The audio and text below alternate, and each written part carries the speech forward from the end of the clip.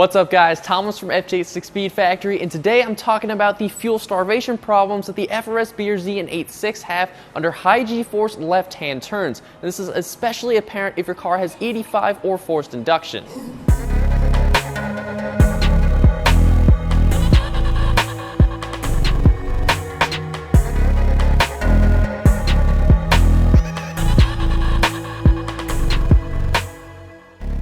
Now when you're taking a long left turn with some decent G-forces with less than 7/8 or 3/4 of a tank, which is probably most of the time, you'll notice that the engine starts to bog down, but as soon as you go straight forward again, it seems to function normally again. Well, this is a common problem and it annoys most track drivers, but it's more apparent in cars that have larger fuel demands, like running E85 or a turbo and supercharger setup with larger injectors. Now inside the fuel tank, the fuel pump sits in a basket, and under left-hand turns, that basket is no longer submerged in fuel, and that's what causes the fuel starvation problem.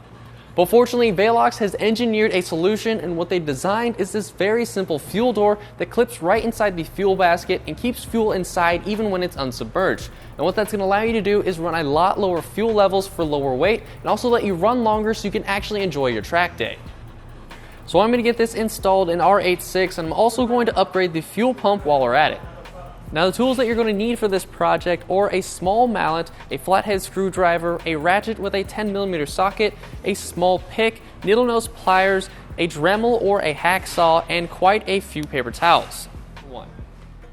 Before we get started, we'll need to remove the filler cap to relieve any fuel pressure. Then we'll need to locate the fuel pump access panel that's underneath the rear seat on the driver's side, and you'll need a 10mm socket to remove the rear seat. And with a flathead screwdriver, we can pry open the access panel that's held on with some pretty sticky black sealant. And then we can remove the electrical connections and the fuel line, and make sure you have some towels ready to catch any leftover fuel in the line. And make sure to take a note of the marks on the fuel pump that are highlighted in blue paint, because we'll want to match this up the same way when we reinstall it. And the retainer itself is probably on there pretty good, so a flathead screwdriver and the mallet is very handy to tap it loose. Then we can pull the whole fuel assembly out of the tank. You're going to have to angle it a little bit to get the fuel level float out. Then we'll release the inlet fuel line and place it in a gasoline safe container. Now that we have the fuel pump out of the car, let's go ahead and go into a well-ventilated area so we can start disassembling it. Now the first thing you want to do is locate this rod with a spring, and underneath here there is an E-clip that we'll want to remove. So we can depress this, and actually you can pinch it out with your fingers. Set that aside. Now this top section will come off. We can remove this spring, let that hang for a bit. Then there's these 3 clips here.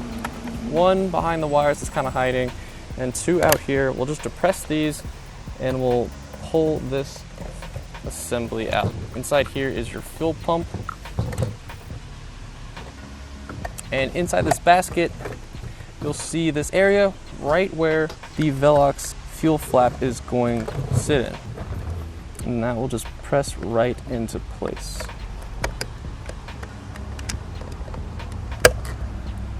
Like that.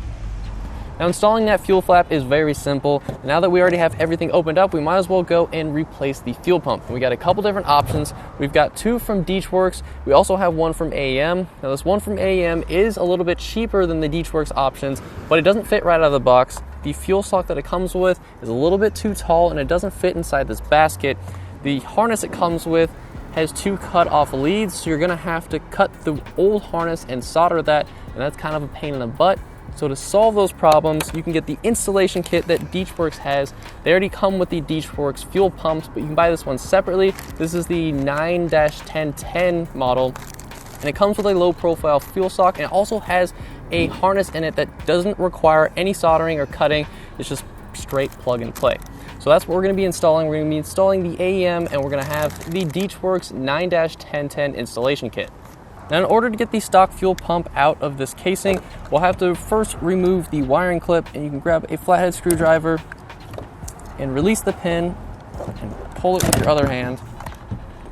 And since we are replacing this harness, we might as well take it out on the other side.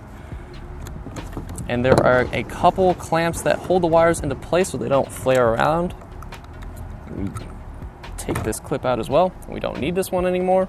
And the slightly more challenging part is removing these 5 clips. You have to have them all open at the same time, so I recommend getting a couple screwdrivers and using those to wedge them open, maybe even leave them in so they're permanently open until you can get all 5 out and get this whole assembly out. And the last one might have a little bit of spring to it, so make sure it doesn't go flying. There it went. Okay, now that that is off, we can push from where it used to be connected and pop the stock fuel pump out.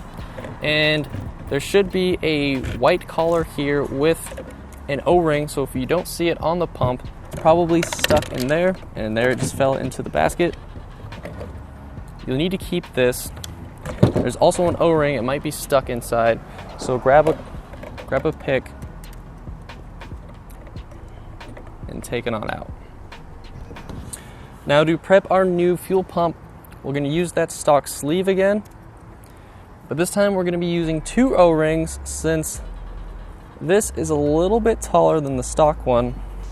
Then we can slide in our new AEM fuel pump and then grab the fuel stock that comes in the Disassembly installation kit, and we can pop this on. This one's just held in by friction. And what we're left with is the stock fuel sock, and this is a one-piece construction that has the 5 clips that was tough to get off earlier. Now we don't need the fuel sock anymore, but we do need this 2-clip piece that holds on the regulator. So I'll take this to the Dremel and I'll show you how to cut this in half.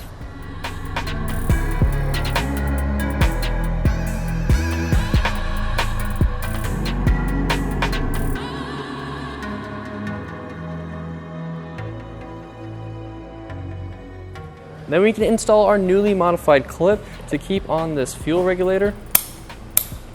And then we can put this whole assembly into the fuel basket.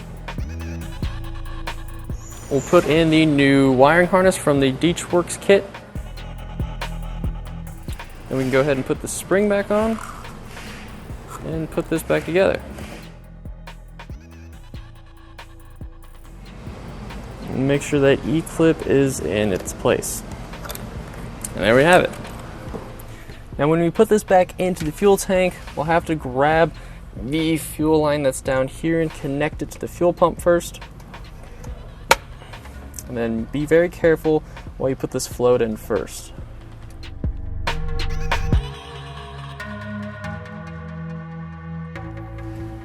Then we can grab the ring from before.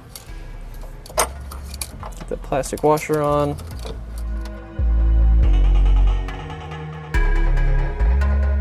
You do want to take note that these blue lines need to be lined up how they were before you get this thing all cinched down.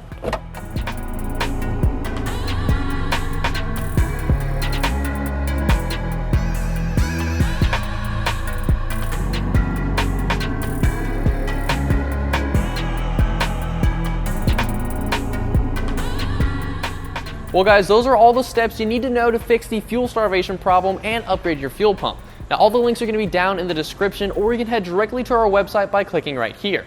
If you have any questions at all, feel free to send us an email or give us a call. And make sure you don't miss out on the next video. Make sure you have notifications turned on.